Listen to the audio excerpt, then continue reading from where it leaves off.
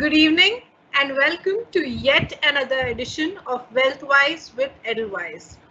We have stepped into the new year and it's time to start something new. Post November, the stock markets have shown a positive uptick and the primary markets have gained pace. Some recent IPOs have shown that there is a lot left for an investor to explore. Hence, we have with us Mr. Dishant Jain, a principal analyst at Edelweiss Wealth Management Research, to discuss more about the IPOs and the market outlook. Welcome, Dishant. Thanks, Anaga. Good evening, everybody.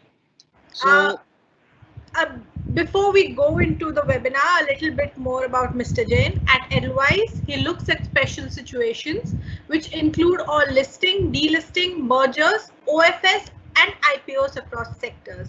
His keen insights will certainly help you to build an overall market perspective. Kindly note that there might be a time lag of 10 to 15 seconds due to network or connectivity issues. Do bear with us. Over to you now. Thanks, Anaga. Good evening, everybody. So, as Anaga mentioned, that the primary market is filled with buoyancy right now. It's doing very well, and you have some great companies lined up for IPOs. So, we will start with the presentation.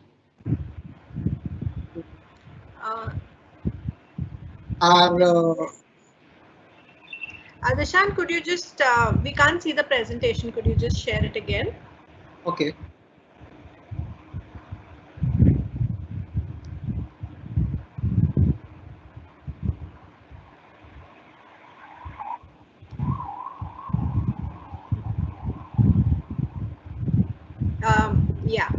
Yeah.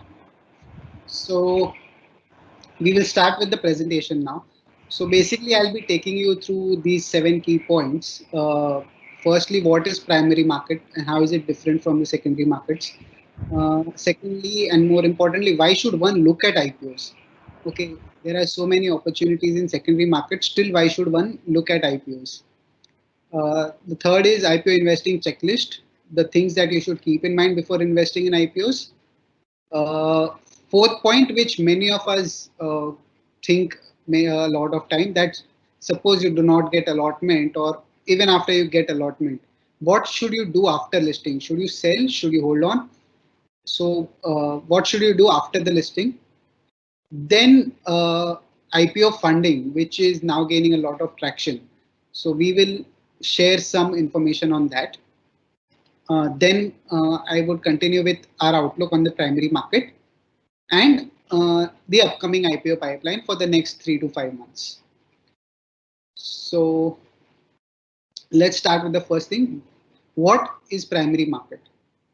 So basically, when a company issues or floats new shares or new bonds in the market, that is primary market, right? So there are many companies which are rapidly growing, which are constantly in need of capital to grow, right? So there may be new age companies, there may be companies which are guzzling capital right now but would return a lot more in the future. So such companies which need capital, when they issue new shares in exchange of capital, that is primary market. Whereas secondary market is when the issued shares are just changing hands between existing shareholders. So in primary market, the proceeds directly go to the company, right? So you invest in the company issues you shares and the money directly goes to the company. Then that company can use that money for whatever they want. But in secondary market, in the dealing, the company does not get any money. So say stock of Reliance Industries, for example, whether it goes to 1,000 rupees or 2,000 rupees, Reliance company will not get any money. But in an IPO, suppose, or if Reliance does a right issue, that money directly goes to the company. So that is primary market, right? So in secondary market, there is a smooth flow of buyers and sellers because you have already issued n number of shares. People already holding it may want to sell it or buy it or just trade in it. But in primary market, the company may require a fixed amount of capital. So at that price, there would be a fixed amount of shares that they would want to issue. So your sell quantity is very limited. and at times there may be interest of multiple times of that sell quantity. So there isn't a smooth flow of buyers and sellers in primary market. Also, in the secondary market, you may have years and years of historical information on the financials, on the stock price movement, on the events that can cause movement in the stock, etc. But in primary market, in the short term, there is some information asymmetry, as you do not have a lot of information about the history, or even the share price movement may not be available for past. So this is basically primary market. So example is an IPO. So when a new company comes out with an issue, it's an IPO. And second is FPO, which is a follow-on public offer. So an already listed company, when it comes out with a new issue, that is a FPO, follow-on public offer. Like recently, we had a follow-on public offer in Yes Bank. A few months ago, we had a follow-on public offer of ITI, which did not go through. Then there is rights issue. In rights issue, the existing shareholders get a right to subscribe to new shares. So this is limited to existing shareholders, and the participation from external shareholders is limited. Then there is QIP, where a specific qualified institution is directly given the shares by the company. Okay, so here the normal public cannot participate. Whereas in secondary market, it's like the normal trading of shares that we do every day, or sometimes there are OFSs, there are block deals. All of this is secondary market. So today we will be primarily focusing on the primary market, and in primary market also more so on the IPO bit. So that brings us to the $1 million question. Why should one look at IPOs? Right? So historically, IPOs has given us great opportunities to invest in new generation companies, new sectors, high growth companies, market creators, right? So say insurance as a sector, right? It was not listed at all in the Indian space. But with the insurance IPOs, you get an exposure to these companies early on, right? Or say new generation companies. Like for example, you have digital marketing companies, you have say e-commerce company for B2B, right? You have companies which outsource for electronic manufacturing. So these are the new generation companies that we get exposure to through the IPOs. Third is the high growth companies, right? Because most of these companies which are doing IPOs, they are generally raise capital for growth, right? They will take the capital from you, they will invest it somewhere, and they will use it to increase their growth. So generally, these companies are going to see a high growth phase. Or sometimes even market creators, like these are market leaders, they have created the entire space, right? For example, say 2-3 years down the line, if Zomato comes out with an IPO, it is a market creator, right? So such companies you get exposure to only through IPOs. And at many times we have seen that the IPO listing is at a much higher price than the shares at which IPO is offered. So through IPOs, investors get a chance to buy the company shares at a much lower price. Thirdly, historically, we have seen many times that the IPO pricing is much lower than comparable peers which are listed in the secondary market, right? So say for example, there is a paint company listed and another paint company is coming out with an IPO. We have seen many times that the listed paint company would trade at a higher valuation, whereas the company which is coming out with an IPO would be at a lower valuation. So we get an opportunity to take advantage of this mispricing. So we can participate in the IPO and take this quick gain where the valuation catches up. And the fourth thing, which I think most people invest in IPOs for, is listing gains. So this is partly because of the mispricing and partly because of the point that I said in the earlier slide, that the number of shares to be sold are limited, but there is a lot of demand. right? And in the end, it's just a supply demand game. So as the number of shares to be sold are limited, you see a lot of demand for that, and thus in the short term the prices may go up a lot, which is called listing gains. So uh, this is why one should look at IPOs. And see, after all this, the main thing is paisa banna chahiye, right? So here is the historical track record of IPOs. In the last 7 years, there has been only 1 year when the IPOs have underperformed Nifty, right? So if you'll see FY15, IPOs gave around 80% return, whereas Nifty was around 20%. Similarly, in FY16, Nifty fell a lot, but the IPOs didn't fall a lot. FY17, 18, 20, and 21 year to date. All of these years, IPOs have outperformed Nifty. And mind you, this is the IPO index, right? So this does not take the price from the issue price. This takes the price after it is added to the index, which is much after the listing, right? So even after the listing and even after the price has say rallied a little and it is included in the index, after that also it is outperforming the index, right?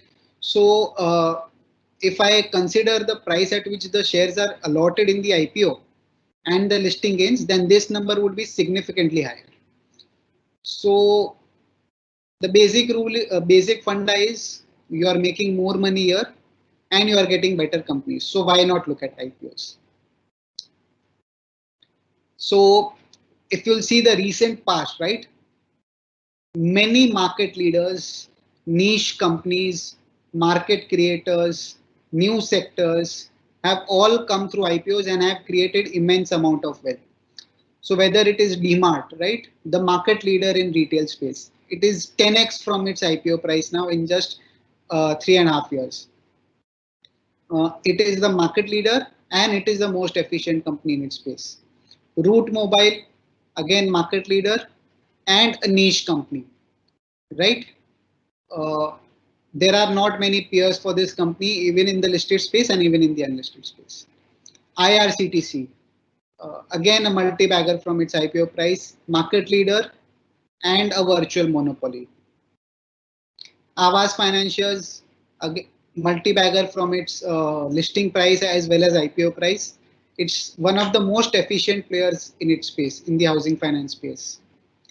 If you'll see all of these companies, right, which have created a lot of wealth in the IPOs, these were either the market leaders, either the most efficient in its space, or were in a niche category.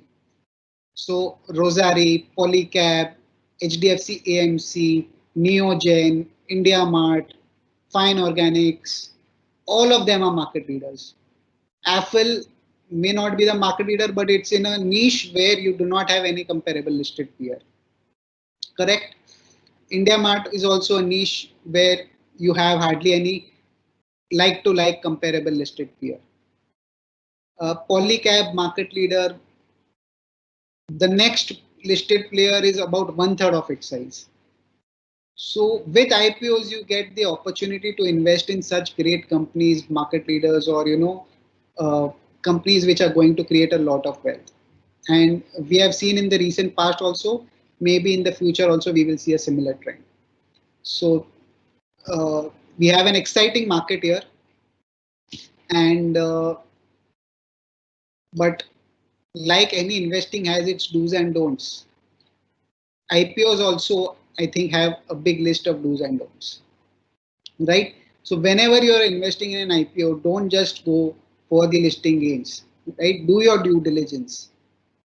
Treat it as if you are giving money to the company.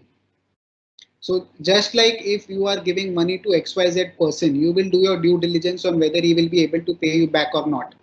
When you are investing in an IPO, don't think, Acha, I will just apply. I will take the listing gains and I will go away. Do your due diligence and think of it that you are giving money to somebody.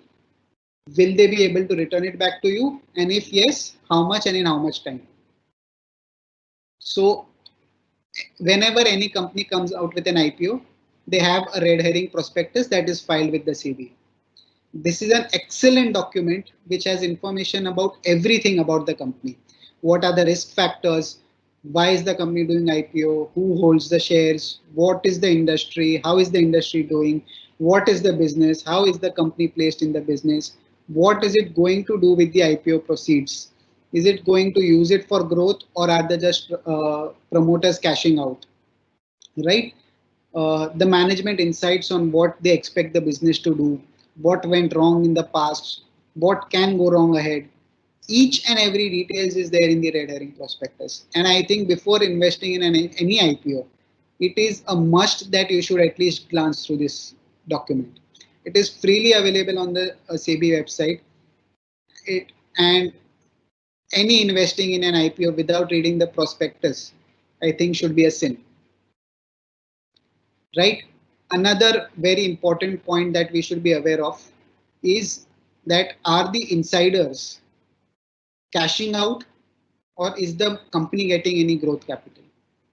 So always remember that in an IPO, when suppose a private equity guy is taking an exit, he is the more informed person among the two, and he has a better insight about the business and its past.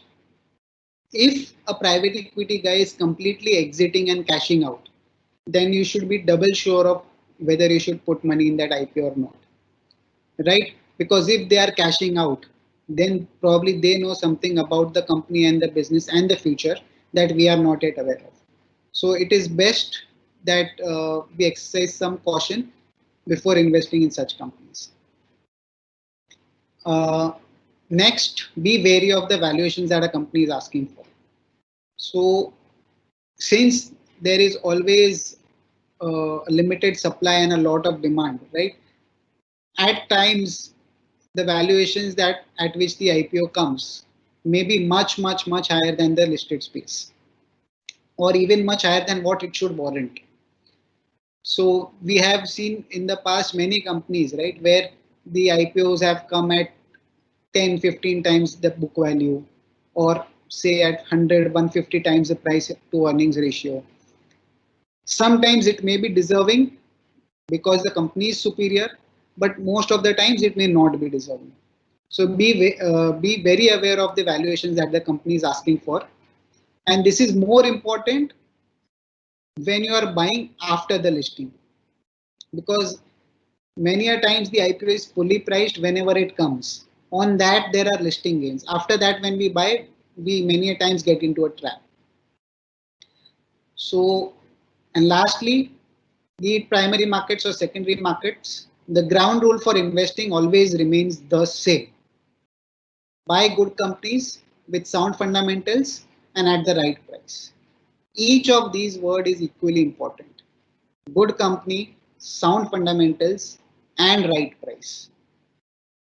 If any of these three is missing, then I think we should rethink at our decision of investing. So this is my checklist for investing in an IPO. I think everyone should follow at least these points, if not more. So, coming to the next point, should you sell on listing or hold on? So this is a very frequently asked topic. I applied for the IPO, but I didn't get any allotment. Right? It was oversubscribed 20, 25, 100 times, and I couldn't get any allotment. But the company is good. It has a good growth prospect. After listing, should I still invest in the IPO? So just keep this basic point in mind. Good company, sound fundamental, and right price. So in many cases, the listing gains and craze may take over the sanity, and prices may go above the fundamental value. Correct? Please, even if in the short term such stocks go above the fundamental price, it is in the best interest of the investors to avoid these IPOs. Correct? After listing. However, in most of these companies that are raising money, you would have the money being used for a capex to fund future growth, right? And in the near term, the growth prospects would be very promising. you may see the company's profit becoming multiple times in the near future, right? Or that company may be the market leader, and with the IPO proceeds, it is going to gain more market share. So in such companies, with the valuation in check, it is a very good strategy to buy even after listing. So here at the bottom, I have the IPO index versus Nifty. So this IPO index constituents are added to it after listing, and in most cases 2 to 3 months after the listing, right? So you can see I have data of the last 10 years or so. In the same duration, the blue line, which is the IPO index, has gone more than 6 times, right? Whereas Nifty has gone roughly 4 times in the same period. So even after listing, even after 2-3 months after listing, when good companies are available to you, there is low float, there is low supply, and there may be a good demand because of the growth. Thus, in these kind of companies, even after the listing, it still makes sense to buy. If I'll just go back to the previous slides, right, where I talked about companies, if you'll see each of these companies, each and every single one of them, even after listing, they have still become multi-baggers. So DMart, for example, listed at 600, it is now 5x from there, right? Or say Avas, it listed almost at par and it is now roughly 3x from there. India Mart, even after a superior listing gains, it is still about 3x from there. These are all market leaders, good companies, high growth companies. And in almost all of these companies, the company raised some capital and used it for growth, right? So when you are giving X amount of capital, they are turning it into 2x or 3x or 5x. So in such companies, it makes sense always and always to invest even after the listing.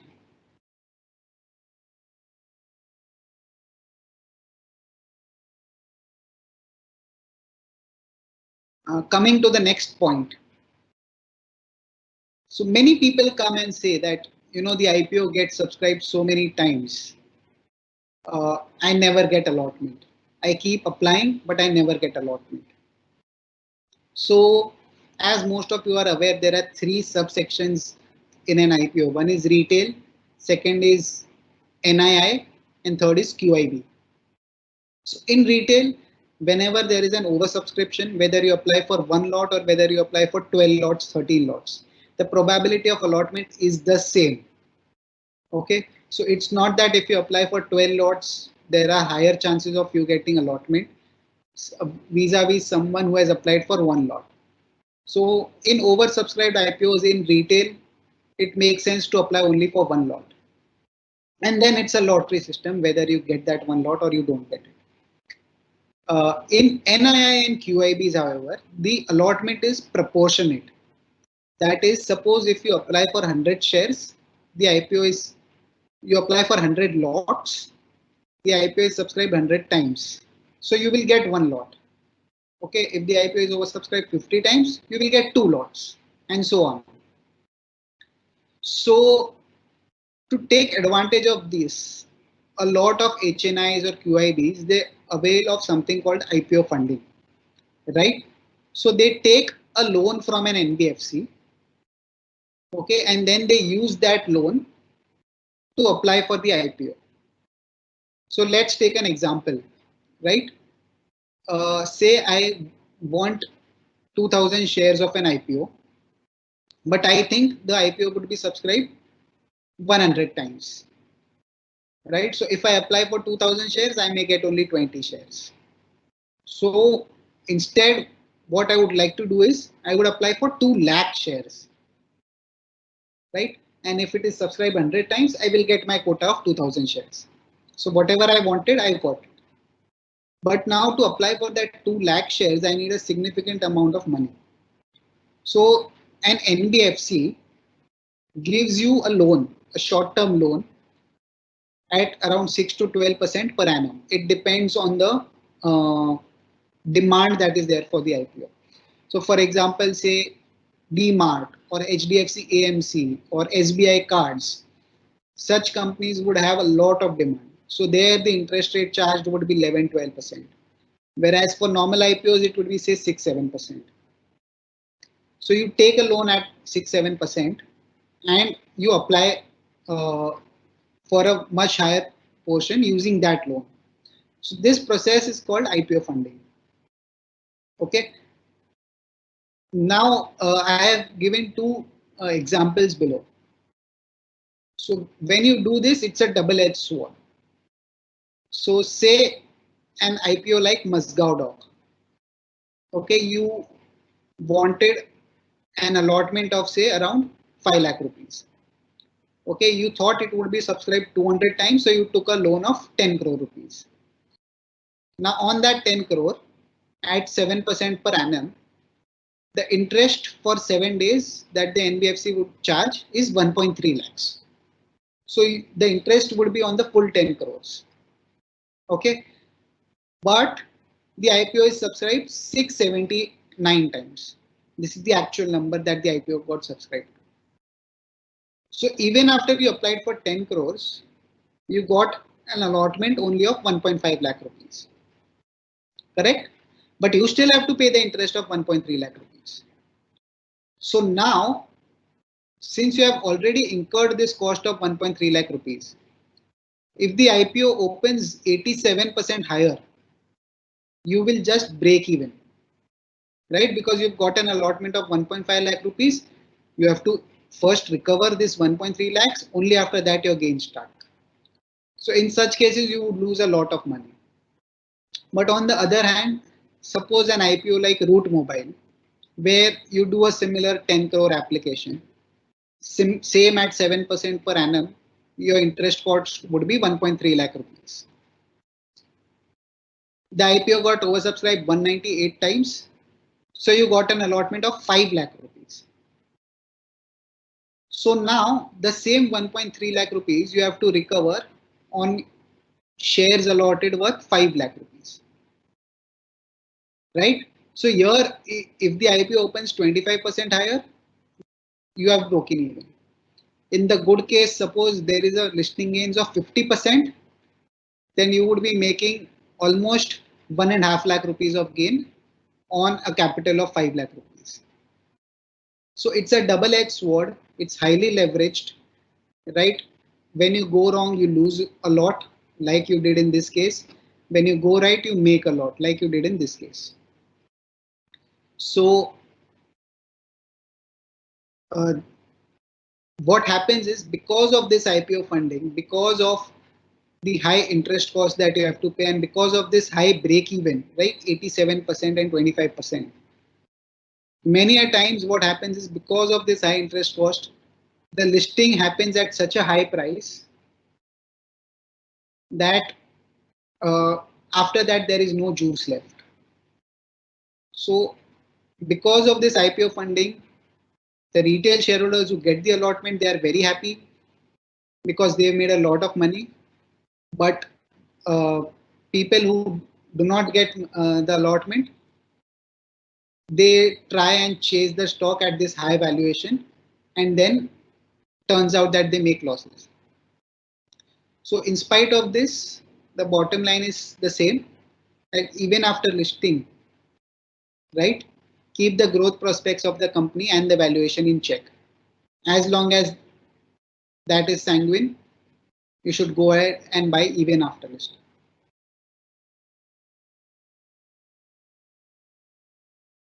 So now that I've spoken a lot about how IPOs come, why you should invest in them, how you should invest in them, whether you should buy on listing or not, I think now it's the time that we see about where we can earn money in the going future. What is the outlook of the primary market going ahead? And are there going to be similar such opportunities in the near future to make money? So as you are aware, due to the COVID-19 pandemic, the market saw a sharp drop in the first half of the year. when there was a sharp drop in the market, similar sharp drop was also seen in the IPO market. So in the first half, only one successful IPO came, which was SBI Card. There were two. Dishant, I'm sorry to disturb you. I'd just like to remind all our attendees that we are moving towards the end of the presentation. So in case you have any questions, I would ask you to start posting them so that we can immediately take this up. You may proceed. Also, Dishant, a lot of people in the audience is requesting if you could shift between Hindi and English. That could be really helpful. Sure. So, okay. So basically, पहले 6 महीने में market खराब था, बहुत सारे कंपनियों ने IPO के लिए ट्राई किया, बट 3 आईपीओ आए, एक आईपीओ आए, एक एफपीओ आया और उसके बाद में और एक आईपीओ आया. So SBI Card, Antony Waste Handling और ITI FPO. ITI was unsuccessful. Anthony Waste Handling was unsuccessful. They tried again later and it is now listed. And SBI Card obviously was the successful one. So in the first half, there was a lot of companies which had filed for the IPO, but they couldn't go because of the bad market. ठीक है, अभी market अच्छा चलना चालू हो गया है. Mid cap index is at life time high, Nifty is at life time high since many days. तो ये जो सब कंपनीज थे जिन्होंने प्रोस्पेक्टस फाइल करके रखा था, आईपीओ प्लान करके रखा था और खराब मार्केट की वजह से आ नहीं पाए, वो सब अभी एक साथ आईपीओ के लिए लाइन अप हो गए, right? So in the past 3 months itself, 17 companies have filed their prospectus with SEBI, right? On an average, this used to be around 2 or 3 companies per month. Now there are 17 companies, and there are many more who have already filed their prospectus earlier, but are waiting for the market to become better. So if you'll see in the second half, there were about 37 public issues.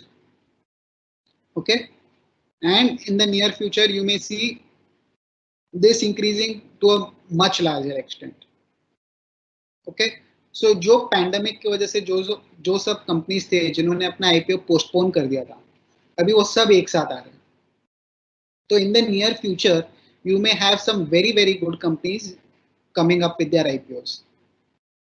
Okay, or if you'll see, right, the number of issues, which is the pink line here, we are still far away from our 2018 peak.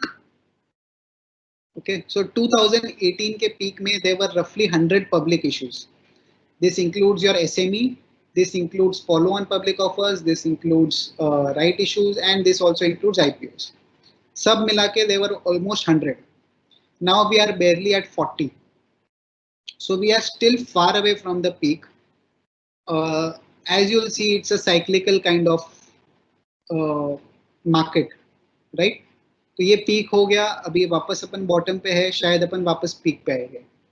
So maybe in the next 1 or 2 years you may see roughly 100 public issues coming. अब इन 100 में से probably 60 या 70 ऐसे हो गए जो छूने लायक नहीं. In spite of that, you still have 20 to 30 good companies lined up for an IPO where you can invest a good amount. Okay, and you can create a lot of wealth.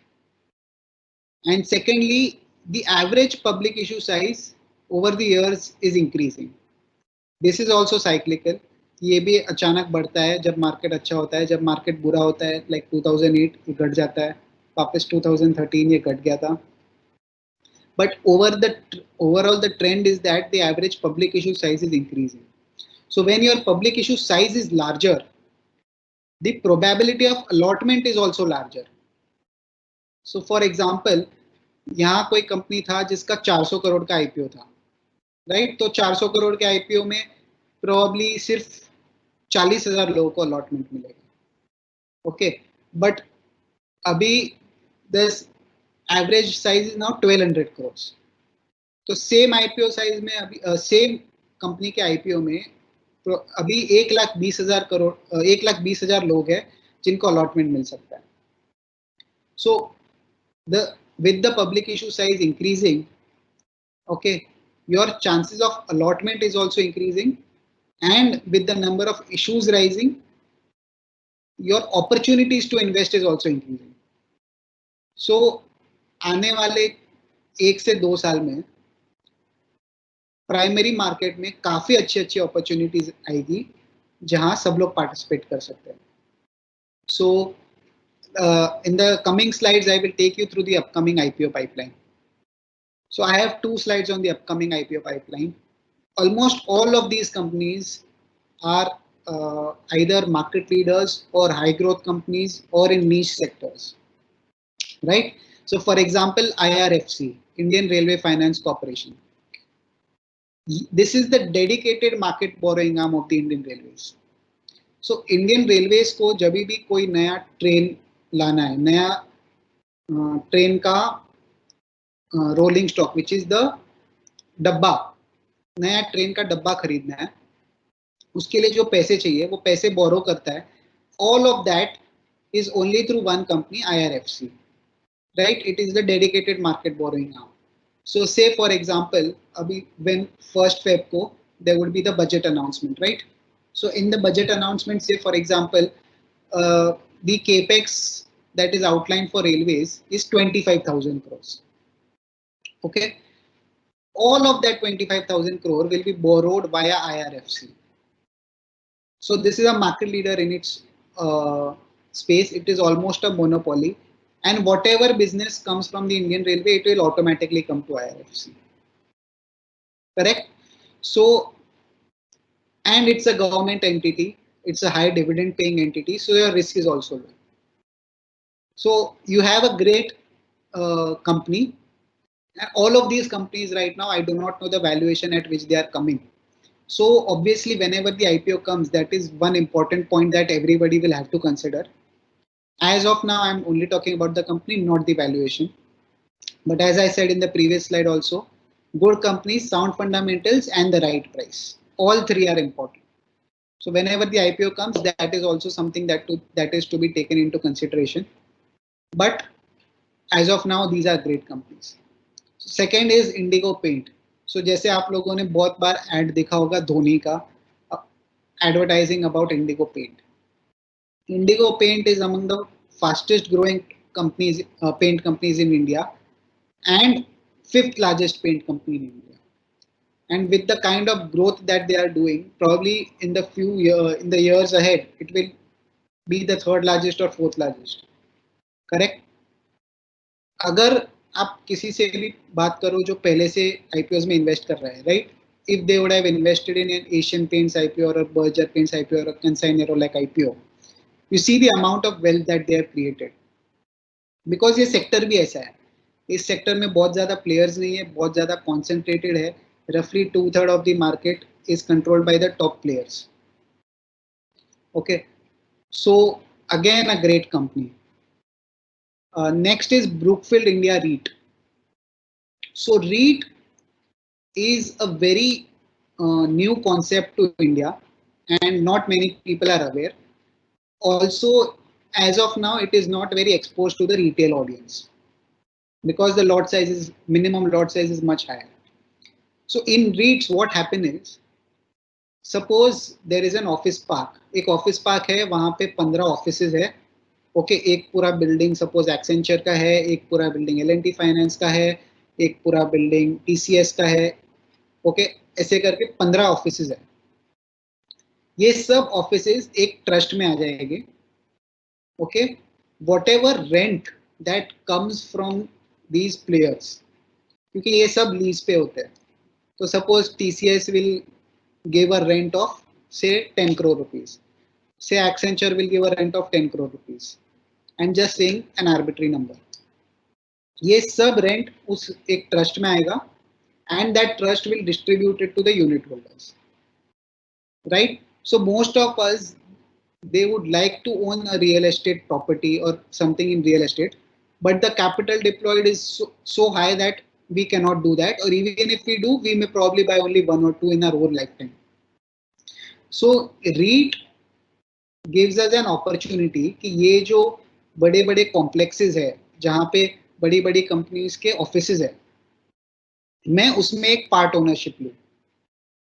Okay, तो as long as TCS is having their office there or Accenture is having their office there or some XYZ company comes and sets up their office there, they are giving the rent, you will keep earning that rent. Plus as and when जैसे जैसे ये पूरा area का real estate का price increase होगा, obviously the rent will increase as well as जो आपका REIT का प्राइस है. So say right now the REIT is at 100 rupees. 5 years down the line, the assume उस प्रॉपर्टी का rate double हो गया, तो योर रेट में go to 200 rupees plus you will keep getting the interest. So Brookfield is one of the largest globally also, and in India also it is the only institutionally managed public commercial real estate vehicle. So even this is a very exciting opportunity, a very differentiated product. Normal investors are not very exposed to REIT. So this is also something that we should look forward to. The next is RailTel, which is again an Indian railway company. Okay, it is the telecom infrastructure provider to Indian Railway. So Indian Railway को जो भी telecom का needs होगा, all of it is through RailTel. Again, high dividend payout, safe because of a PSU tag. If it is at a good valuation, then that is also a great bet. Then there are a couple of small finance bank that are lined up for the IPO. So when the small finance bank licenses were given, RBI had certain norms. Once you reach this norm, you have to compulsorily list within 3 years of reaching that norm. तो ये बहुत सारे companies है जैसे Equitas small finance, Ujjivan small finance, AU small finance, सूर्योदय, ईसाफ, ये सब small finance का एक साथ आईपीओ जाएगा. So some of them are already listed. You see the IPO of Suryoday Small Finance Bank coming soon. Now, what is special about Suryoday Small Finance Bank is, among all the small finance bank companies, it has the lowest cost to income ratio. यानी सब banks अगर 100 रुपए कमा रहे हैं, तो उस 100 रुपए कमाने के लिए कोई बैंक 40 रुपए का खर्चा करता है, कोई बैंक 60 रुपए का खर्चा करता है, कोई बैंक 80 रुपए का खर्चा करता है. तो सेम 100 रुपए कमाने के लिए सबसे कम खर्चा सूर्योदय स्मॉल फाइनेंस बैंक करता है. ठीक है. So it is one of the most efficient small finance banks currently as of FY20 financials. Then you have Craftsman Automation. So in your MNH CVs, there are parts called MNH CV means the big trucks, medium and heavy commercial vehicles. There are parts called cylinder blocks or cylinder heads. These parts manufacturing, Craftsman Automation is the market leader. And as your e-commerce grows, as the demand for trucks grows, as there are more infrastructure projects, as there are more mining projects, the demand for trucks will grow, the demand for these parts will grow. And this is the market leader, so naturally we will also grow. So another exciting company. Next, Kalyan Jewellers. This IPO may hit very soon, probably end of this month or next month. It is one of the largest jewelry companies of India. And as you've seen in the recent past, right, the gold prices have gained up a lot. So as gold prices go up, the jewelry companies generally they benefit because आपके पास जो inventory पड़ा है gold का वो पुराने भाव का है, अब आप जब बेचोगे वो नए भाव पे बेचोगे, तो जो डिफरेंस होता है वो आपका फायदा हो जाता है. This is not a norm, but this is what happens generally. So, and it is one of the largest jewelry companies of India. So you have an added advantage, and it's a good company. Next is easemytrip.com. So like you have Make My Trip, Yatra, such travel portals, right? This is one of the travel portals. But the good thing about this is it's the only profitable online travel agency. So Make My Trip, Yatra, etc., right? They are growing very fast, but they are also simultaneously making losses.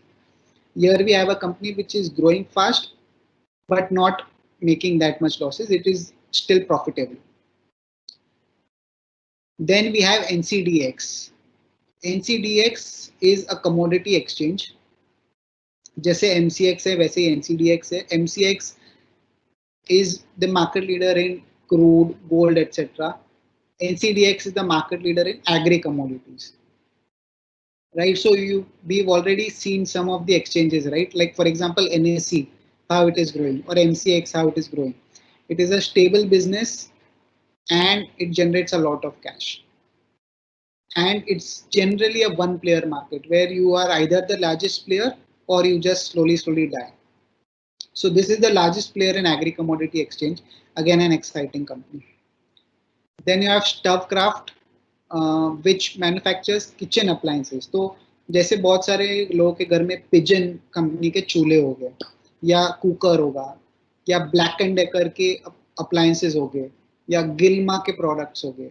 All of these products are manufactured by Stuffcraft. ठीक है, तो जैसे non stick cookware, cooktops, it is the market leader in all of these. Then you have Lakshmi Organics, a highly specialized specialty chemical company. Okay, and it's the only manufacturer of diketene derivatives in India. And even in acetyl intermediates, it is one of the market leaders. And lastly, you have Hiranba Industries, which is a leading agrochemical player. So as your rural India and agriculture, and recently you would have seen that the tractor companies, the rural India companies, all of these grew better because they were not as affected due to lockdowns and COVIDs as your urban areas.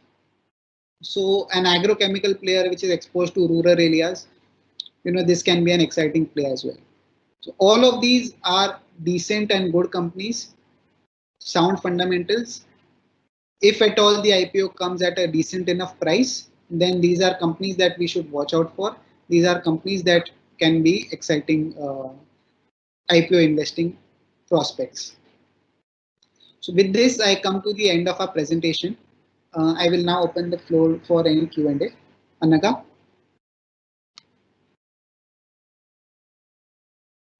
Thank you so much, Dishant. That was really very insightful, especially the last two slides. And we have received some questions on, when will these IPOs list? But I think for that, the investors should be on a lookout at all the SEBI websites and everything. I'll start with the first question, which is that, at the start of the presentation, so I'll quickly take a few questions here. So at the start of the presentation, you mentioned that for primary markets, one of the factors is the lack of information on past prices, right? Correct. So when a company is coming out. So what are the factors you should be evaluating when investing in an IPO? Because, the past prices or historical information is not generally known. Correct. So see, the historical information is not known, but what you have is very great document called the red herring prospectus, right? The red herring prospectus would generally have a lot of information about the history of the company, about the past things that they have done, which went well, which went wrong. Okay, if there are any criminal cases, if there is anything that you should watch out for among the promoters, right? So this document, right, it has a lot of information that we might not have sometimes even for some listed companies. Okay. Hello, I'm audible. Yeah. Now, so I think even if there is no historical price information, this prospectus is a great document to have, and before investing, I think you should definitely have a look at it. It is available on SEBI website. Every time a company comes out with an IPO, it is mandatory to upload it there. So you can download it from there and read it. अतीत पूछ रहे हैं कि what are आपके views SME IPOs पे क्या है? What are your views on it? So generally हम लोग SME IPOs track नहीं करते. Two reasons. One is बहुत सारे SME IPOs ऐसे होते हैं जिसमें they are either not the market leaders or they are not in such a niche category. Like जैसे हमने अभी जो भी recent wealth creators देखे थे, right? D-Mart है, Rosari है, Polycab है, India Mart है. तो ये सब मार्केट लीडर्स है, तो हमें उसमें थोड़ा ज़्यादा कंफर्ट है पर्सनली. SME IPO में it is for a different category of investor where your risk appetite is very high. ये छोटा कंपनी है, या तो ये बहुत बड़ा बन जाएगा या ये छोटा का छोटा रह जाएगा या और छोटा हो जाएगा. ठीक है. So in that cases it is been tougher job to do कि आपको पता करना है कि क्या ये कंपनी 10 गुना हो सकता है ऐसे, या क्या ये कंपनी बहुत बड़ा बन सकता है, या क्या ये कंपनी जो एग्जिस्टिंग मार्केट लीडर है उसको उखाड़ सकती है. ठीक है. So that is why SME IPOs is a much difficult and a much more smarter thing to do, कि वहाँ आपको ज़्यादा दिमाग लगा के ज़्यादा बड़ा पैसा कमा सकते हो क्या वो देखना. So generally we do not advise on such things where या तो आपका बहुत ज़्यादा पैसा बनेगा या ज़ीरो हो जाएगा. We also respect that there should be some safety of your capital, right? So मैंने आज अगर एक XYZ कंपनी में 1 लाख रुपए डाले हैं, तो at any point of time वो 1 लाख रुपए का 10,000 नहीं होना चाहिए. But in SME companies at times that happens. So that is why it's a more difficult thing to do. ठीक है. फिर I have a lot of questions on the listing of when you stock listing. So overall, I think the thing is that what should be the exit strategy after the listing of the stock? एक overall एक perspective आपने mention तो किया था, but अगर quickly आप उसे summarize करें तो. Correct. So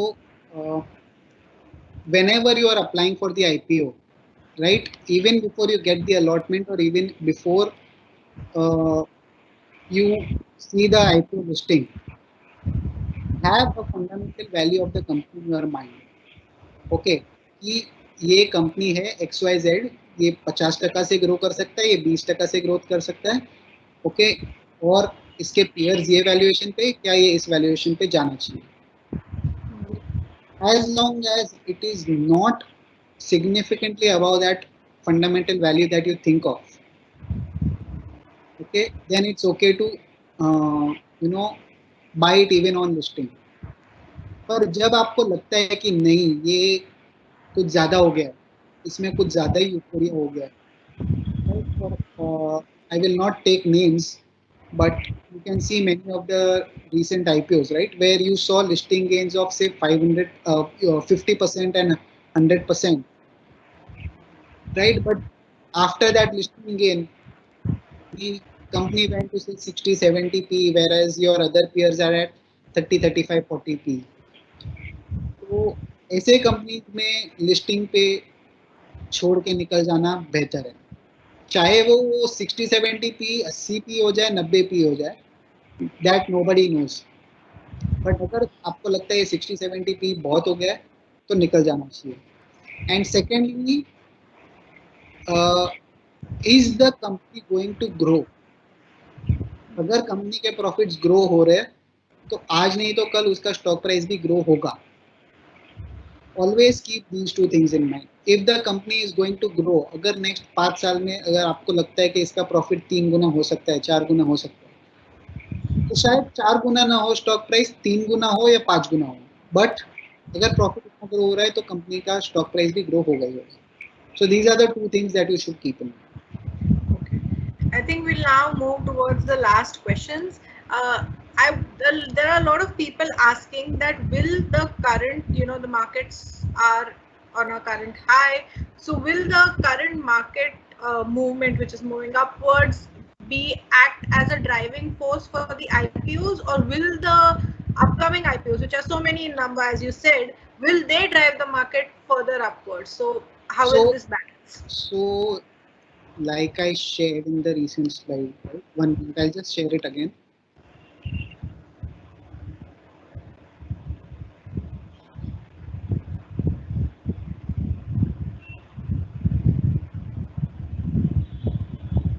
Right? So अगर आप ये स्लाइड देखोगे, राइट, नंबर ऑफ IPOs 1999 2000 में जब मार्केट पीक पे था, ये पीक पे गया, फिर अचानक से ड्रॉप. 2006-7 मार्केट पीक पे था, ये पीक पे गया. 2008 मार्केट क्रैश, ये वापस नीचे आ गया. सेम ईयर 2018 में small cap mid cap stocks were at high. अगर आप देखोगे निफ्टी अभी भी लाइफ हाई पे है, मिड कैप आज लाइफ हाई पे आया, but small cap index is still far away from its life high. So always whenever the market is going up, the number of IPOs will go up.